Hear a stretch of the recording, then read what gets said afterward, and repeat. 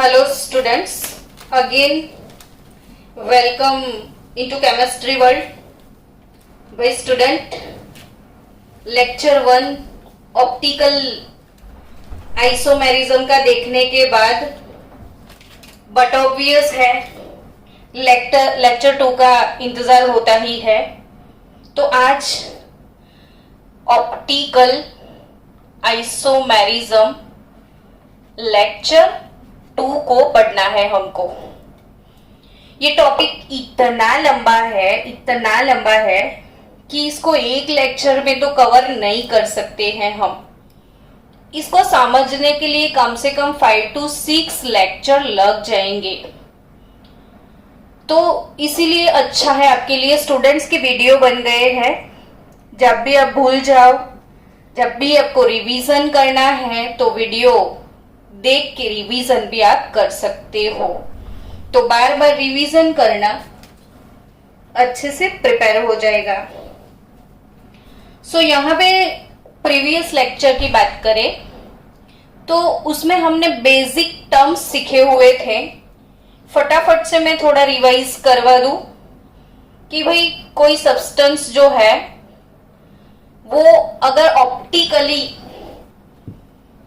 Active है या नहीं वो चेक करने के लिए हमने एक इंस्ट्रूमेंट के बारे में पढ़ा था, विच इज पोलरीमीटर। याद आया ना? यस मैडम, इसकी लेंथ L थी। आपने बोला था डेसीमीटर में लेना है ना। इसमें जो भी सॉल्यूशन को चेक करना है, क्या चेक करना है? अरे भाई वो ऑप्टिकली एक्टिव है या नहीं वो चेक करना है मुझे। यानी कि मुझे डाउट है, अगर मेरे पास ग्लूकोज है, सुक्रोज है, तो उसको ऑप्टिकल आइसोमर्स है या नहीं है वो मुझे चेक करना है। तो सिंपल सी बात, मैं उसका सॉल्यूशन बना दूं। सॉल्यूशन का कंसंट्रेशन हमको लेना है ग्राम पर ml में। ज्यादा डिटेल में पढ़ना है तो लेक्चर 1 फिर से रिवाइज करो। सो यहाँ पे स्टूडेंट्स सॉल्यूशन को ग्राम पर ml में डिसॉल्व करके कंसंट्रेशन, ये ग्राम पर ml कंसंट्रेशन वाला सॉल्यूशन बना के ट्यूब में डाल के और ट्यूब में से आपको पास करना है पीपीएल यानी कि क्या बच्चों, अब तो पता चल गया ना, प्लेन पोलराइज्ड लाइट जो कि सिर्फ एक ही प्लेन में वाइब्रेट करता है, वो है पीपीएल। पीपीएल को कैसे हमने बनाया था? तो एक पोलेरोइड से पास किया था निकोल प्रिज्म, जो लास्ट लेक्चर में सीखा था निकोल प्रिज्म, जिसको हमको बोलना है पोलेरोइड। पोलेरोइड क्या होता है? जो नॉन पोलराइज लाइट को पोलराइज बना दे। काश आपके लिए भी कोई पोलेरोइड मार्केट में मिलता। जो बच्चा पढ़ाई ना करता हो उसको पोलेरोइड से पास करो और वो सीधा सीधा पढ़ाई करने लग जाए, तो दुनिया भर के सारे पेरेंट्स ये वाला इंस्ट्रूमेंट जरूर खरीदते हैं ना। कहाँ मिलता है इंस्ट्रूमेंट, वैसा ही सोचते सब लोग, और इंस्ट्रूमेंट से वो बच्चे को पास कर दे और बच्चा बड़ा सीधा हो जाता, पढ़ने ही लग जाता। अब ये जो लाइट है, पोलरीमीटर की ट्यूब के अंदर जो सॉल्यूशन भरा हुआ है, अंदर से पास होगा ये लाइट, तो उसका जो वाइब्रेशन था, वाइब्रेशन का ये जो प्लेन है उसमें एंगल बदल चुका होता है। मे बी ना भी बदले, अगर नहीं बदलता है एंगल नहीं बदलता है, जैसा है वैसा का वैसा लाइट सीधा सीधा बाहर आ जाए, तो इसका मतलब ये होता है कि ये जो सब्सटेंस आपने लिया है वो ऑप्टिकली इनएक्टिव सब्सटेंस है। और अगर ये रोटेट कर देता है तो there are 2 possibility for rotation, कि भाई ये पीपीएल जो है इसको अगर लेफ्ट साइड रोटेट किया तो वो डेक्स्ट्रो रोटेटरी है, लेफ्ट हैंड टूवर्ड्स रोटेट किया ना तो वो डेक्स्ट्रो, और राइट हैंड साइड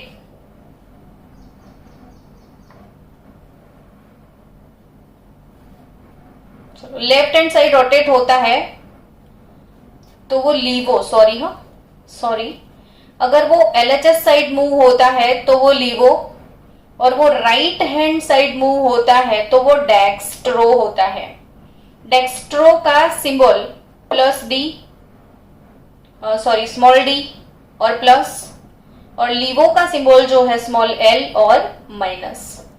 यानी कि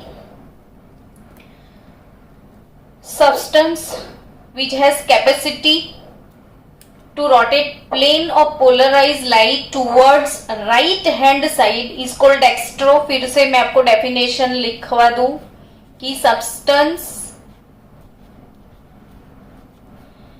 which has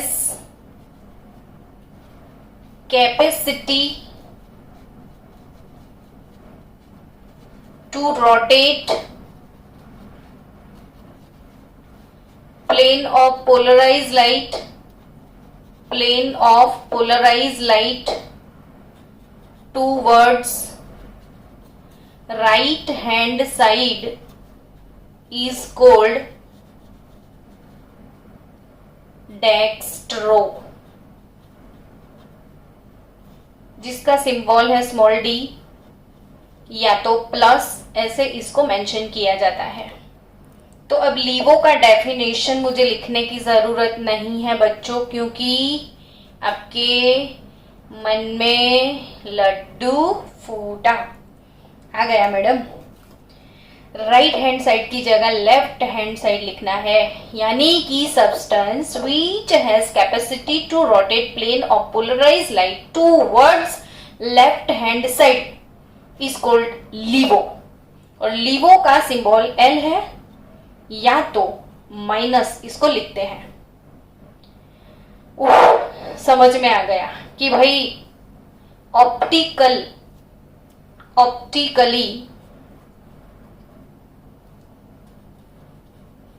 एक्टिव सब्सटेंस किसको बोलते हैं, उसकी डेफिनेशन समझते हैं। ऑप्टिकली एक्टिव सब्सटेंस किसको बोलते हैं?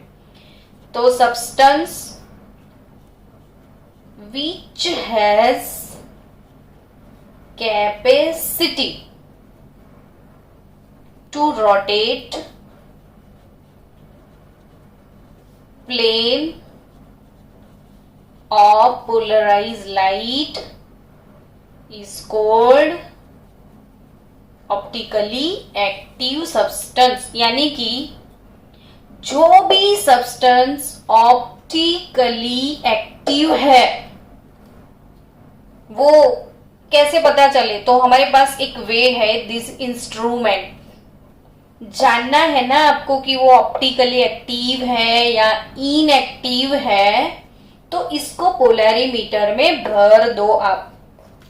अब इसको पोलैरिमीटर में आपने डाल दिया, ये प्लेन ऑफ पोलराइज्ड लाइट इसने रोटेट कर दिया, आइदर वो लेफ्ट हैंड साइड और right hand side, what ever the side, लेकिन उसको रोटेट कर पाया वो, तो वो है ऑप्टिकली एक्टिव।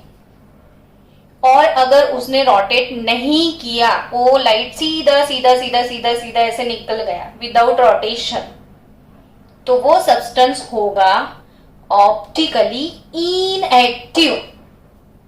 यानी ऑप्टिकली इनएक्टिव सब्सटेंस का डेफिनेशन भी आपके लिए इजी है कि substance which cannot rotate plane of polarized light is called optically inactive।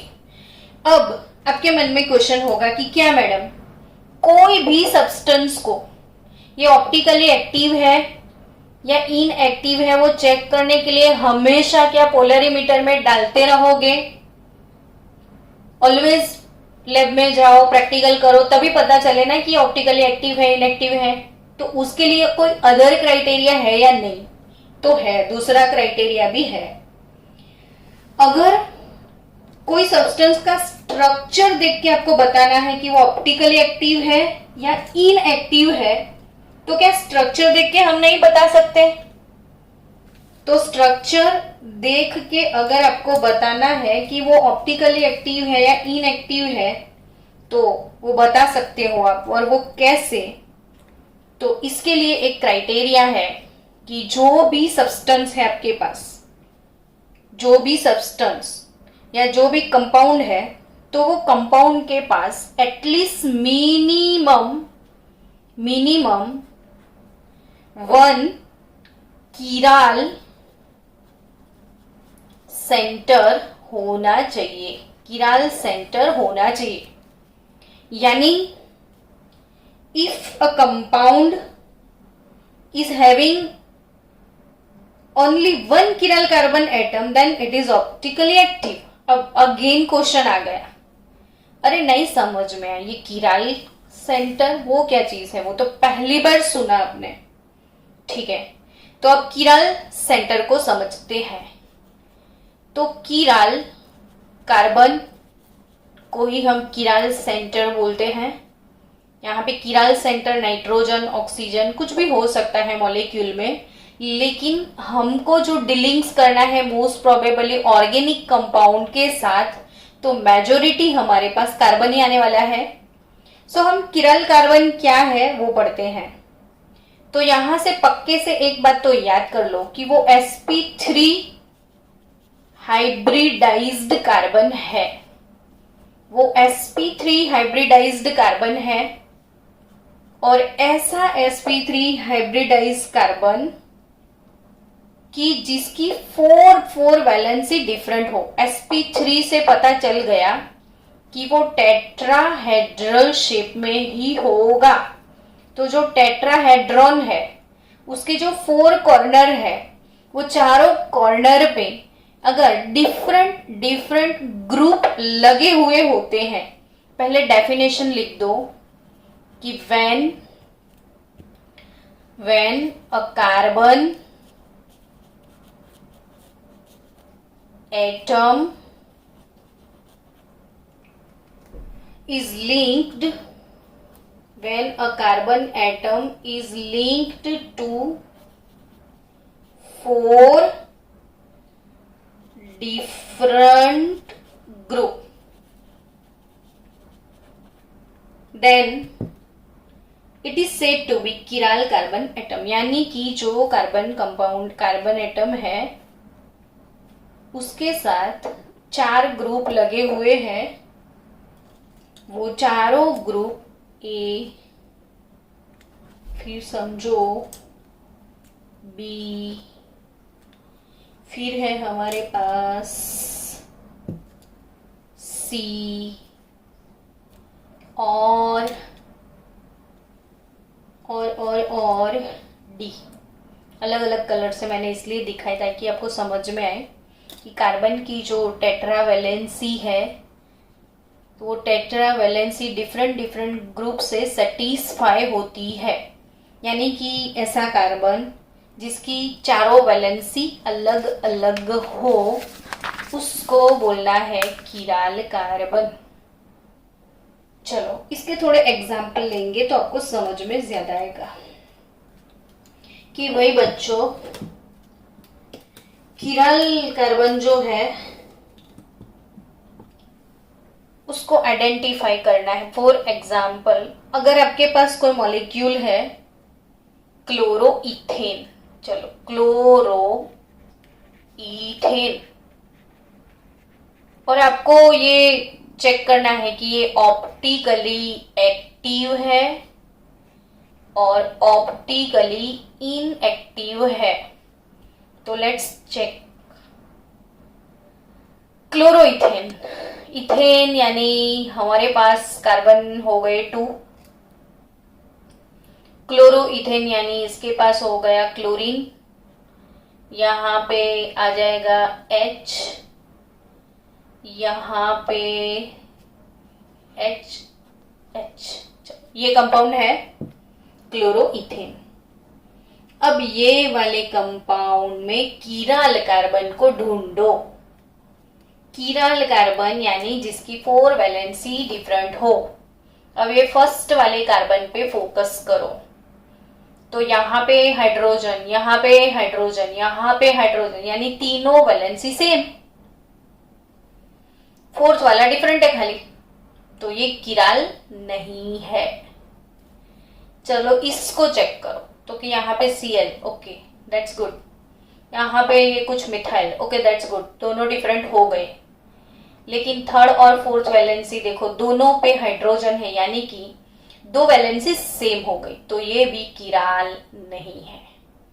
यानी कि ये वाले कंपाउंड में एक भी किराल सेंटर नहीं है, तो सब्सटेंस हमारा हो जाएगा ऑप्टिकली इनएक्टिव।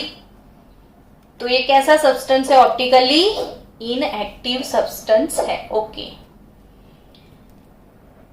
कोई डिफरेंट एग्जांपल और लेते हैं। चलो नियोपेंटेन की सोचो आप। नियोपेंटेन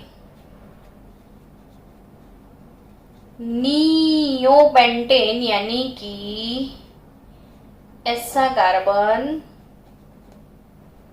जिसके अगल बगल में 4 मिथाइल है, यह है नियोपेंटेन। क्या लगता है आपको, किराल है? ये वाला सोचो तो 3 वैलेंसी सेम दिख रही है, ये किराल नहीं है, ये किराल नहीं है, ये किराल नहीं है, ये किराल। ये वाला सोचो तो कि चारों साइड तो सिर्फ मिथाइल लगे हुए हैं, तो ये सब्सटेंस कैसा हो गया? Optically inactive, no chiral centre, no chiral carbon here. Okay, next कुछ और लेते हैं। चलो नेक्स्ट 2-क्लोरोब्यूटेन ले लेते हैं। चलो 2-क्लोरोब्यूटेन।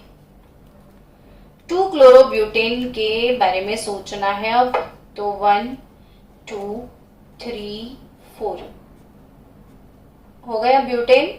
सेकेंड नंबर पे डालना है क्लोरीन। डाल दिया।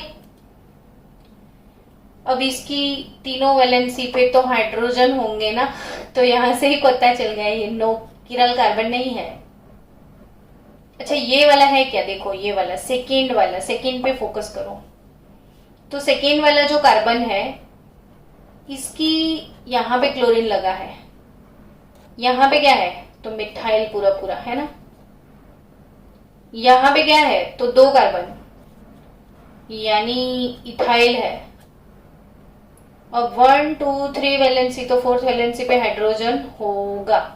ओके ठीक, चलो ये वाला कंपाउंड देखो, इसमें ये तो किराल नहीं है, ये किराल नहीं है, फिलहाल ये किराल भी नहीं है। इसके बारे में सोचो ना, तो ये वाला जो कार्बन है इसकी चारों वैलेंसी डिफरेंट है। ओके बाबा, चारों वैलेंसी अलग अलग है, और जिसकी चारों वैलेंसी अलग हो वो कैसा कार्बन? किराल। और अगर ये किराल कार्बन है तो सब्सटेंस ऑप्टिकली एक्टिव होगा। यानी कि ऑप्टिकली एक्टिव मतलब क्या? तो इसको पोलरिमीटर में आप डालोगे, इसका सॉल्यूशन बना के पोलरिमीटर में डालोगे, इसमें से प्लेन पोलराइज लाइट पास करोगे, तो ये या तो लेफ्ट हैंड साइड या तो राइट हैंड साइड रोटेट कर सकता है। यानी इसको डेक्स्ट्रो और लीवो हो सकते हैं, या तो इसको डेक्स्ट्रो और लीवो 2 आइसोमर्स इसके पॉसिबल है। आया समझ में? यानी कौन सा सब्सटेंस ऑप्टिकली एक्टिव होगा बच्चों? तो वो सब्सटेंस जिसके पास मिनिमम एक किराल सेंटर होता है। अब किराल कार्बन क्या, वो भी समझ गए ना आप, किसको बोलते हैं किराल कार्बन? तो जिसकी चारों वैलेंसी अलग अलग हो, इसको क्या बोलते हैं आप? किराल कार्बन। तो जिसमें मिनिमम एक किराल सेंटर है वो सब्सटेंस ऑप्टिकली एक्टिव होगा। चलो एक और कंपाउंड के बारे में मैं आपको बताती हूं। 2 hydroxy propanoic acid. 2 hydroxy propanoic acid. Done. अब 2 हाइड्रोक्सी प्रोपेनोइक एसिड का फॉर्मूला बनाओ आराम से। प्रोपेन वर्ड आया ना, तो सबके मन में लड्डू फूटे। प्रोपेन, ओहो मैडम 3 कार्बन, बहुत सिंपल। प्रोपेन यानी 3 कार्बन। डन। अभी क्या लगाया आपने? Oic acid. ओइक एसिड यानी कि वो तो COOH होगा, है ना। ये बन गया propanoic acid. Oic acid carboxylic acid के पीछे ही लगता है, सो ये that is oic acid. Done. 2 hydroxy, अब ओइक एसिड लगाया तो बट ऑब्वियस ये फर्स्ट नंबर होगा। सेकेंड नंबर पे उसने बोला हाइड्रोक्सी डाल दो, हमने डाल दिया 2 हाइड्रोक्सी, ये हो गया प्रोपेनोइक एसिड, डन। चलो वैलेंसी कंप्लीट किया जाए। तो ये CH3 HH OH COOH, fourth valency H आ जाएगी, है ना। अब मन में ख्याल आ रहे हैं बच्चों, आपके मन में ख्याल आ रहे हैं मैडम, दूर से ही दिख रहा है इसके पास किराल सेंटर है। तो ये सब्सटेंस कैसा हो जाएगा बच्चों, ऑप्टिकली एक्टिव। कैसा हो जाएगा, ऑप्टिकली एक्टिव। कैसा हो जाएगा, ऑप्टिकली एक्टिव। अब स्टूडेंट्स ये वाला कार्बन क्या नहीं होगा किराल, तो देखते हैं C डबल बॉन्ड O और OH। किसी को भी पता चल रहा है डबल बॉन्ड यानी दोनों वैलेंसी सेम ना हो गई, डबल बॉन्ड यानी दोनों वैलेंसी सेम हो गई, तो बट ऑब्वियस ये किराल नहीं है। इसकी 3 वैलेंसी सेम है, ये किराल नहीं है, लेकिन एक किराल है इसमें। तो हमको तो एक किराल काफी है, 10-12 होंगे तो वो होगा, लेकिन मिनिमम एक चाहिए। अगर मॉलिक्यूल के अंदर मिनिमम एक किराल सेंटर आ जाता है तो वो मॉलिक्यूल पूरा एसिमेट्रिकल हो ही जाता है। मॉलिक्यूलर एसिमेट्रिकल मतलब एसिमेट्रिकल मॉलिक्यूलरिटी, मॉलिक्यूल को पूरा एसिमेट्रिक बना दिया। किराल सेंटर का दूसरा नाम है एसिमेट्रिक कार्बन, यानी जिसमें कोई सिमेट्री नहीं है। अब कार्बन की चारों वैलेंसी अलग अलग होगी तो वो सिमेट्री नहीं रहेगी, यानी उसकी सिमेट्री खत्म हो जाती है। तो वैसा मॉलिक्यूल जिसमें एक एसिमेट्रिक कार्बन हो या एक किराल कार्बन हो तो वो एसिमेट्रिक मॉलिक्यूल है, और ऐसा मॉलिक्यूल ऑप्टिकली एक्टिव होगा। अब इस मॉलिक्यूल को मैं अगर ऐसे रिप्रेजेंट करूं, देखो COOH, मैंने COOH को ऐसे रिप्रेजेंट किया, फिर यहाँ पे मैंने C को डाल दिया, सेकेंड नंबर के C को, और थर्ड नंबर पे मैंने मिथाइल, पूरा चेन जो था ना सीक्वेंस में वो चेन मैंने लिख दिया। लेकिन किराल कार्बन के जो 2 वैलेंसी है, शायद एक H और OH मैंने ऐसे लिख दिया, ठीक है। अब ये कंपाउंड को मैंने इसको ऐसे लिखा। अब इस कंपाउंड को उठा के मिरर में आप देखो, मिरर में, तो मिरर में क्या सिचुएशन होगा, COOH CH3 ये तो होगा, ये फ्लिप हो जाएगा, OH इस साइड दिखेगा, H इस साइड दिखेगा। सिंपल सा है, देखो बहुत सिंपल है, समझो कि ऑप्टिकली एक्टिव सब्सटेंस है। इस सब्सटेंस को मैंने ऐसे लिख दिया, ये फिशर प्रोजेक्शन इसको बोलते हैं, बाद में हम सीखते हैं फिशर प्रोजेक्शन क्या है। तो ये मॉलिक्यूल को रिप्रेजेंट करने का एक पैटर्न है जिसको बोलते हैं फिशर प्रोजेक्शन। इस पैटर्न को मैंने इसको रिप्रेजेंट करने के बाद, आपको पता है ये वाला कार्बन sp3 हाइब्रिडाइजेशन में है, यानी कि वो टेट्राहेड्रल शेप में है, ऐसे 4 वैलेंसी इसकी टेट्राहेड्रल शेप में है। मैंने ऐसे लिखने की बजाय ऐसे लिख दिया, कोई बात नहीं, ऐसे लिखते तो भी हो जाता। अब यहां पे मैंने इसको मिरर में देखा, तो मिरर में ये H और OH की पोजीशन बदल जाएगी। तो इसके हो गए ना 2 आइसोमर, हो गए ना इसके 2 आइसोमर, हाँ बोलो, ओके। तो ये इसके 2 आइसोमर, अब इसमें से डेक्स्ट्रो कौन होगा, लीवो कौन होगा, ये बता दो मैडम। तो आई एम सॉरी, ये मैं नहीं बता सकती, डेक्स्ट्रो कौन होगा, लीवो कौन होगा, वो स्ट्रक्चर को देख के पता नहीं चलता है। तो कैसे पता चलेगा हमको, तो है ना भाई इंस्ट्रूमेंट आपके पास, पोलेरीमीटर। इसका सॉल्यूशन बनाओ, इसको डालो पोलेरीमीटर की ट्यूब में। अगर इसने राइट हैंड साइड रोटेट कर दिया प्लेन ऑफ पोलराइज लाइट को, पीपीएल को राइट हैंड साइड रोटेट किया इसने अगर, तो ये डेक्स्ट्रो है, यानी डी है। और अगर ये डी है तो बट ऑब्वियस ये एल ही होगा, ये एल ही होगा।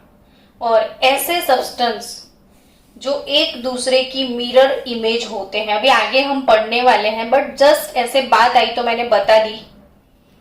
जस्ट ऐसे ही कि ये किराल था, ऑप्टिकली एक्टिव था, तो मैंने बता दिया कि डेक्स्ट्रोलीवो क्या होते हैं।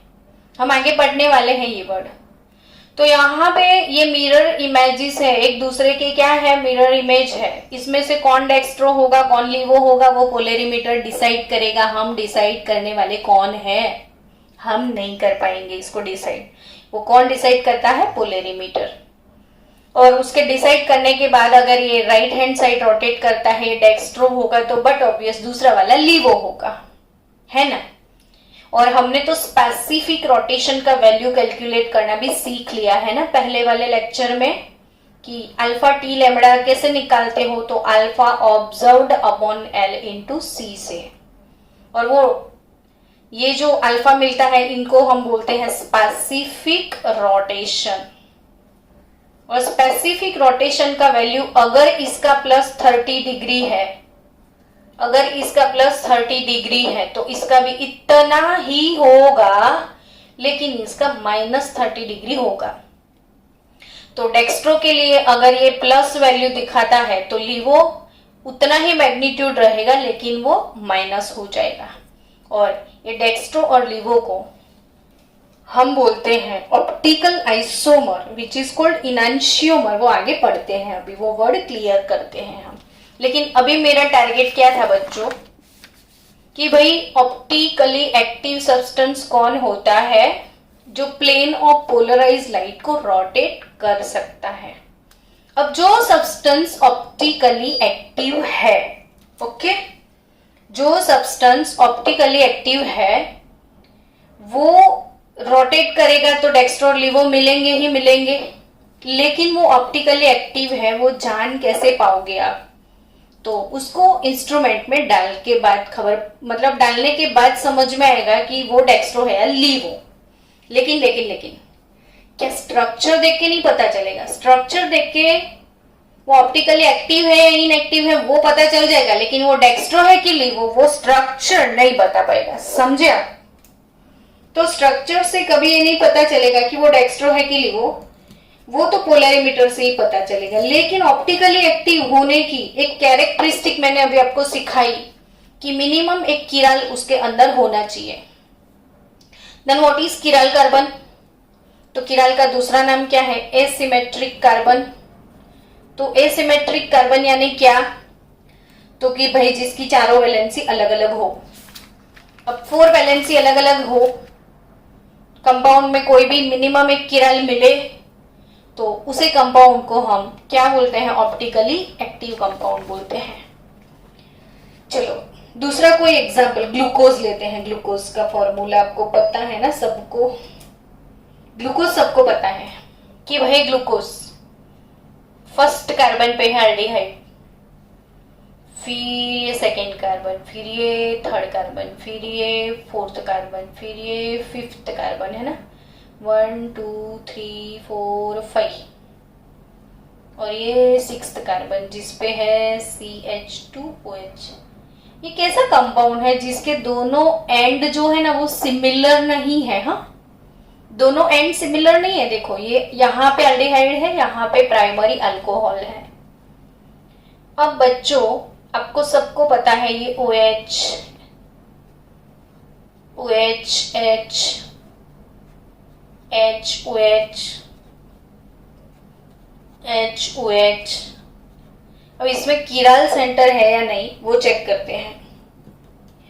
तो यहाँ पे फर्स्ट वाला कार्बन एल्डिहाइड होता क्या है? तो C डबल बॉन्ड OH, यानी डबल बॉन्ड सेम वैलेंसी, ये किराल नहीं है। ग्लूकोज में कार्बन होते कितने हैं? तो 6, तो 6 किराल है क्या? अब लास्ट वाला देखो, तो दो H यहां दिख रहे हैं, यानी 2 वैलेंसी सेम हो गई, तो ये भी किराल नहीं है। किराल किसको बोलते हैं बच्चों? जिनकी 4 वैलेंसी अलग अलग हो। अब ये वाला कार्बन सोचो आप, तो ये वाले कार्बन पे ऊपर एल्डिहाइड, नीचे इतना बड़ा ग्रुप, यहाँ पे H, चारों वैलेंसी अलग, किराल है। ये अपना किराल सेंटर 1, ये भी किराल है, ये भी किराल है, ये भी किराल है। तो भाई ग्लूकोज के अंदर number of chiral centre, glucose के अंदर नंबर ऑफ किराल सेंटर 4 है बच्चों, 4। आया समझ में किराल सेंटर कि अभी भी तकलीफ है? आ गया, ओके। तो ग्लूकोज हैज 4 किराल सेंटर, 4 किराल कार्बन, यानी ग्लूकोज कैसा सब्सटेंस है? तो ऑप्टिकली एक्टिव सब्सटेंस है। ग्लूकोज कैसा सब्सटेंस है बच्चों? Optically active, optically active substance. अब मुझे साथ साथ आपको एक बात और बतानी है कि भाई ये किराल जो है, किराल ऑब्जेक्ट किसको बोलते हैं? किराल एसिमेट्रिक मॉलिक्यूल और एसिमेट्रिक ऑब्जेक्ट और मॉलिक्यूल या किराल, इसका मतलब क्या है वो समझते हैं कि एसिमेट्रिक यानी किराल ऑब्जेक्ट किसको बोलते हैं। तो जैसे एबीसीडी में अब अल्फाबेट ए को ले लो, चलो अब इसको मिरर में आप देखोगे तो आपको वैसा की वैसा अल्फाबेट ए ही मिलेगा। तो ये किराल नहीं है, ये ए किराल है। ये किराल नहीं है, कैसा कंपाउंड है? ये ए किराल है। ओके, अब एबीसीडी में आई ले लो, उसको मिरर में देखो, वैसा का वैसा मिलेगा। अब इसको उठा के इसके ऊपर रखो, इसको उठा के इसके ऊपर रखो तो मैच हो जाएगा पूरा। मतलब ये इसको उठा के आप इसके ऊपर रखो, इसको उठा के आपको इसके ऊपर रखो, वैसा का वैसा सब्सटेंस है।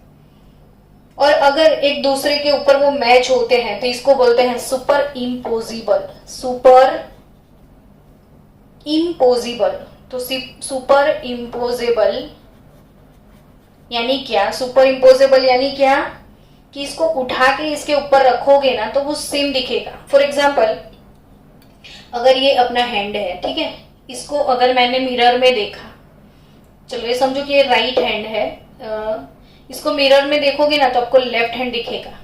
अब दोनों को एक दूसरे पे ऐसे रखो तो ये देखो, it is not super imposable, यानी मेरे हैंड जो है ना वो किराल है। मेरे हैंड्स कैसे है? किराल है। यानी कि जो सुपर इम्पोजेबल नहीं होते हैं, सुपर इम्पोजेबल नहीं होते हैं, वो किराल होते हैं, ठीक है। तो ये एक किराल है क्योंकि ये सुपर इम्पोजेबल है। कौन से नहीं होते हैं? तो बी को देखो, बी आपको ऐसे दिखेगा। इसको उठा के इसके ऊपर रखोगे तो it is not superimposable, it is not superimposable, so it is chiral. यानी ये एसिमेट्रिक है, ये इसके अंदर बायसिमेट्री नहीं है मॉलिक्यूल में। ये ओ, तो ओ ऐसे के ऐसे दिखेगा तो ये सुपर इम्पोजिबल है, सुपर इम्पोजिबल है। अगर आपने क्यू लिया तो ये नॉन सुपर इम्पोजिबल हो जाएगा, तो ये किराल है। अब आप बैठे बैठे सोचो कि पूरी एबीसीडी में इतने कितने अल्फाबेट ऐसे हैं जो कि किराल है। कितने अल्फाबेट ऐसे हैं जो किराल है? आई थिंक एन भी आ सकता है ना, एन ऐसे हो जाता है ना। फिर कौन होता है जो किराल है? एफ। एफ ऐसे कैसे नहीं दिखेगा आपको? एफ ऐसे हो जाएगा। तो I think you got this chiral substance. पता चल गया ना आपको ये किरालिटी। ये सबसे पहले किसको पता चली थी आपको पता है? 1848 की बात मैं करूं, 1848 तो Louis Pasteur, Louis Pasteur, Louis Pasteur. और लुई पास्चर जो है, लुई पास्चर, हाँ, लुई पास्चर का नाम कभी सुना होगा आपने, पता नहीं, मैंने तो अपने कोई सब्जेक्ट में सुना होगा, बायो में शायद। लुई पास्चर जो है उन्होंने सोडियम एमोनियम टार्ट्रेट उसको ऑब्जर्व किया था 2 डिफरेंट फॉर्म में, कि भाई ये 2 डिफरेंट फॉर्म में अवेलेबल है और दोनों फॉर्म एक दूसरे के मिरर इमेजेस हैं, और तब से ये ऑप्टिकल आइसोमेरिज्म, तब से ये ऑप्टिकल आइसोमेरिज्म का डेवलपमेंट हुआ। यानी ये लुई पास्चर को सबसे पहले पता चली थी ये बातें कि ऐसे भी सब्सटेंस है जिनके मिरर इमेजेस होते हैं। यहाँ पे और एक बात मुझे मेंशन करनी है बच्चों, कि भाई जनरली हम क्या बोलते हैं कि मॉलिक्यूलर फॉर्मूला सेम होते हैं, फिर स्ट्रक्चरल फॉर्मूला डिफरेंट होते हैं, तो वो स्ट्रक्चरल आइसोमेरिज्म। अब यहाँ पे molecular formula same, structural formula भी सेम, लेकिन स्पेस के अंदर ओरिएंटेशन अलग अलग होता है, तो वो ज्योमेट्रिकल आइसोमेरिज्म हो जाते हैं, सीस और ट्रांस। लेकिन यहाँ पे तो molecular formula same, structural formula same, physical और केमिकल प्रॉपर्टीज भी सेम। वाव, सब कुछ सेम सा है, कोई केमिकल प्रॉपर्टी चेंज करते हैं ये लोग, बाकी सब कुछ सेम होता है। Molecular formula same, structural formula same, physical chemical property भी सेम। तो बदलता क्या है? तो ये मिरर इमेज के साथ रिजेंबल करते हैं। सिर्फ क्या बदलता है? तो इनका स्पेसिफिक रोटेशन बदलता है। स्पेसिफिक रोटेशन, पीपीएल को, प्लेन पोलराइज लाइट को रोटेट करने की कैपेसिटी अलग अलग है सिर्फ, और ये कैपेसिटी का ही डिफरेंस से डेक्स्ट्रो और लीवो मिलता है, बाकी बहुत कुछ चीजें उनमें सेम होती है। तो यहाँ पे किराल और एकिराल सब्सटेंस किसको बोलते हैं? तो जो एक दूसरे के साथ मिरर इमेज होते हैं और नॉन सुपर इम्पोजिबल होते हैं तो वो किराल, अवर हैंड इज किराल। लेकिन जो सुपर इम्पॉसिबल, एक दूसरे के ऊपर कंप्लीटली फिट हो जाते हैं, तो वो एकिराल सब्सटेंस है। यानी कि ये सिमेट्रिकल है, उसमें कोई एसिमेट्री नहीं है। अब नेक्स्ट टॉपिक अपना आएगा इनांशियोमर्स, डायस्टीरियो आइसोमर्स और मेसो कंपाउंड। लेकिन उसके पहले आज मुझे और एक चीज आपको सिखानी है। अब टॉपिक लिया ही है तो पूरे डिटेल में उसको कर लेते हैं, ताकि बाद में वो बार बार ना सीखना पड़े। यहाँ पे मैंने एक चीज अभी आपको सिखाई कि if a compound is having only minimum 1 chiral then it is called optically active. दूसरी characteristic, optically active compound are non super imposable होने चाहिए। और तीसरी characteristic, non super imposable mirror images are said to be enantiomers, वो आगे पढ़ेंगे। लेकिन बहुत ही मोस्ट आईएमपी बात कि प्रेजेंस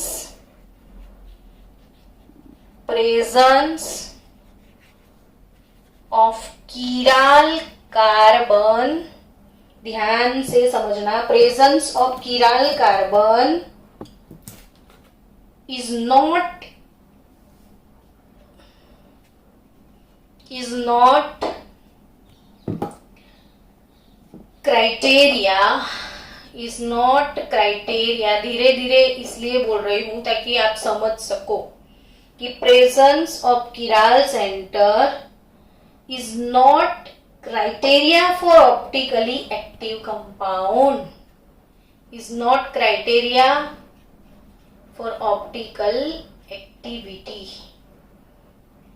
यानी कि ऐसा नहीं है कि अगर किराल है, मिनिमम 1 किराल है तो वो ऑप्टिकली एक्टिव है, मैंने ऐसा बोल दिया।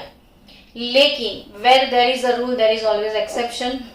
केमिस्ट्री है और एक्सेप्शन नहीं है तो वो तो हो ही नहीं सकता भाई। सो यहाँ पे ऑलमोस्ट 99% बोल सकते हो किराल सेंटर है तो वो ऑप्टिकली एक्टिव है। लेकिन 1-2 केसेस ऐसे होते हैं कि किराल सेंटर होने के बावजूद भी ऑप्टिकली एक्टिव वो नहीं हो सकता। तो अब वो क्या, तो वो है plane of symmetry. Plane of symmetry यानी POS। सिमेट्री के जो एलिमेंट है, एक भी सिमेट्री एलिमेंट प्रेजेंट होना नहीं चाहिए। अब ये प्लेन ऑफ सिमेट्री क्या, कहां से आया, तो एक मॉलिक्यूल लेते हैं, समझना। CH3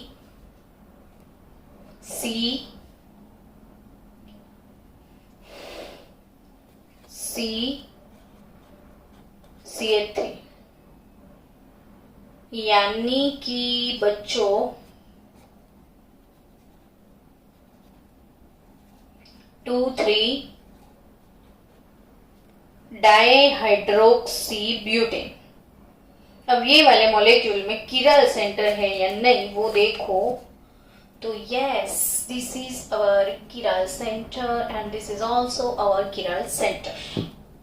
सो यहाँ पे देयर आर 2 किरल सेंटर, यानी कि वो सब्सटेंस ऑप्टिकली एक्टिव है ना।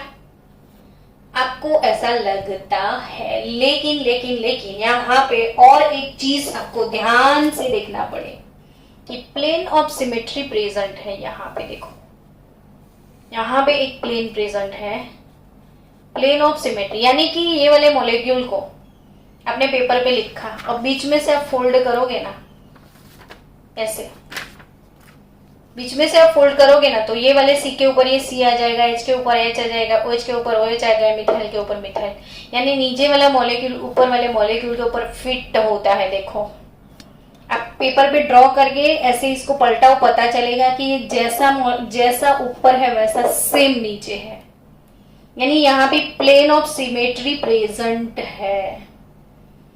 यहाँ पे ये जो इमेजिनरी प्लेन है अपना, वो अपने मॉलिक्यूल को बाइसेक्ट करता है 2 इक्वल पार्ट्स में। समझे आप, यहाँ पे इंटरनल कंपेंसेशन है, यहां से मॉलिक्यूल बाइसेक्ट होता है, यानी कि ये प्लेन ऑफ सिमेट्री यहाँ पे प्रेजेंट है। तो ये मॉलिक्यूल एसिमेट्रिक होने की बजाय सिमेट्रिकल हो गया। तो यहाँ पे किरल सेंटर है, तो भी सब्सटेंस ऑप्टिकली इनएक्टिव है। अब आप बोलोगे मुझे कि मैडम पर ये तो किरल सेंटर है ना, तो इसको तो पोलरिमीटर में डालोगे तो वो तो रोटेट करेगा ना PPL को, तो यस ये करेगा। लेकिन होता क्या है, समझो कि आपके पास कोई सिमेट्रिकल मॉलिक्यूल है, अब यहां से वो सीधा सीधा लाइट आया, इस मॉलिक्यूल ने इसको रोटेट कर दिया, अब ये इस पे गिरा तो वापस से इसको ये रोटेट करके सीधा ऐसे ऐसे आए तो ये ऐसे ऐसे हो जाएगा, यानी वो सीधा सीधा ही निकलेगा। यानी इसने अगर इसको रोटेट किया +20 डिग्री पे, ऊपर वाले किरल ने इसको +20 पे रोटेट किया, तो नीचे वाला उसको -20 पे रोटेट कर सकते हैं। ये 20 तो मेरा एजम्पशन है, यहाँ पे कोई भी वैल्यू मैं लिख सकती हूँ, मैंने समझाने के लिए वैल्यू डाला। सो स्टूडेंट्स, यहाँ पे अगर इसने +20 पे रोटेट किया तो ये -20 पे रोटेट करेगा, तो प्लस माइनस रिजल्टेंट वैल्यू 0 हो जाएगा। यानी अगर प्लेन ऑफ सिमेट्री प्रेजेंट है तो सब्सटेंस ऑप्टिकली इनएक्टिव हो जाता है, और ऐसे कंपाउंड को मेसो भी बोलते हैं। अभी इसको याद रखना, आप आगे पढ़ने वाले हैं मेसो। लेकिन यहाँ पे आया तो मैंने समझा दिया कि कोई कंपाउंड में प्लेन ऑफ सिमेट्री प्रेजेंट होता है तो किरल सेंटर होने के बावजूद भी वो एकिरल हो जाता, नॉन किरल हो जाता है। तो एकिरल हो जाता है, ऑप्टिकली इनएक्टिव हो जाता है। तो ये आई थिंक ये समझ में आ गया, और ऐसे कंपाउंड को हम मेसो बोल सकते हैं। क्लियर ना? चलो दूसरी बात, centre of symmetry. Centre of symmetry ये पहले पढ़ लिया आपने, प्लेन ऑफ सिमेट्री, अब पढ़ो सेंटर ऑफ सिमेट्री यानी COS। ये सिमेट्री के 2 एलिमेंट POS और COS कभी मॉलिक्यूल में प्रेजेंट नहीं होना चाहिए। अगर कोई मॉलिक्यूल ऐसा है,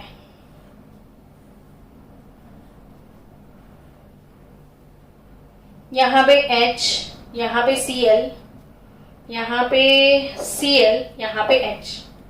अब कोई भी आके बोल दे ना आपको कि ऑप्टिकली एक्टिव है या इनएक्टिव है, तो आप इतने आराम से बोल दोगे कि हाँ इसका मिरर इमेज मिलेगा, ये ऑप्टिकली एक्टिव ही है, आप ऐसा ही बोलोगे। लेकिन आपको ध्यान से देखना है कि इसमें कोई सिमेट्री एलिमेंट प्रेजेंट है या नहीं। तो यहां से आप मॉलिक्यूल को ऐसे बाइसेक्ट करो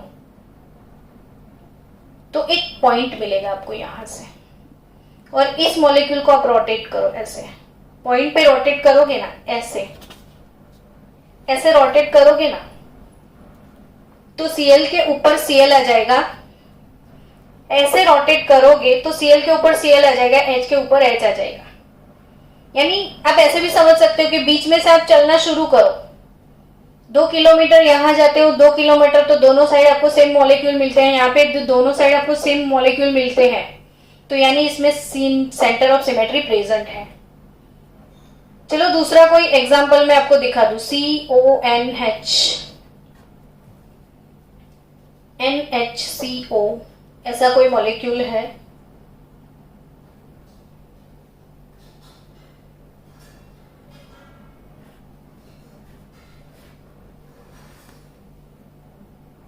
H, Cl, Cl, H। यहां पे भी आप देखो ध्यान से, जो सेंटर वाला पॉइंट है, आप दोनों साइड जाओ, आपको सेम चीजें मिलेगी।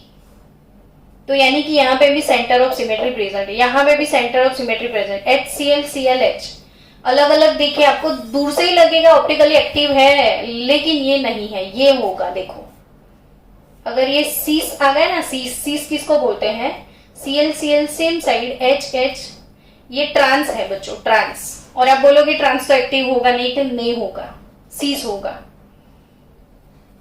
तो ये इसको देखो आप, अब बीच से अब सोचो, चलना शुरू करो, चलना शुरू करोगे तो आप यहां जाओगे, H मिलेगा, यहां आओगे Cl मिलेगा। यानी कि इस पॉइंट से इसको रोटेट करोगे तो Cl पे H आ जाएगा, H पे Cl, यानी ये मॉलिक्यूल एक किरल नहीं, किरल है, ये मॉलिक्यूल किरल है। तो ये ऑप्टिकली एक्टिव, सीस जो है वो ऑप्टिकली एक्टिव, ये ऑप्टिकली इनएक्टिव होगा। यानी आज हमने ओवरऑल क्या सीखा, तो कौन सा सब्सटेंस ऑप्टिकली एक्टिव है, तो जिसमें एक मिनिमम किरल सेंटर हो। किरल सेंटर किसको बोलते हैं, तो जिसकी चारों वैलेंसी अलग अलग हो। अब एक्सेप्शन क्या है, तो कि भाई किरल सेंटर तो है क्राइटेरिया, बट वो ही क्राइटेरिया है वैसा नहीं है। अगर वो किरल भी है लेकिन इसमें प्लेन ऑफ सिमेट्री प्रेजेंट है, मॉलिक्यूल की इंटरनल कंपेंसेशन प्रेजेंट है, जो मॉलिक्यूल को सिमेट्रिकल 2 पार्ट में बाइसेक्ट करती है, तो वो सब्सटेंस ऑप्टिकली इनएक्टिव हो जाएगा किरल होने के बाद। क्यों, हम वैसा ऑर्गेनिक में भी पढ़ते थे, जैसे CO2 है तो ये पोलर बॉन्ड है, ये भी पोलर बॉन्ड है, लेकिन लीनियर शेप में है तो ये नॉन पोलर हो जाता था। 2 पोलर बॉन्ड होने के बावजूद भी ये नॉन पोलर क्यों हो गया था, because of this linear shape. Same वैसा ही कि ये रोटेट करेगा +20 तो ये माइनस कर देगा, यानी ये ऑप्टिकली इनएक्टिव हो जाएगा। और अगर सेंटर ऑफ सिमेट्री ऐसे मॉलिक्यूल में प्रेजेंट है तो भी सब्सटेंस ऑप्टिकली इनएक्टिव होगा। तो यहाँ पे ट्रांस अगर ऐसे आया तो ये इनएक्टिव है, और अगर सीस आता है तो ये एक्टिव है।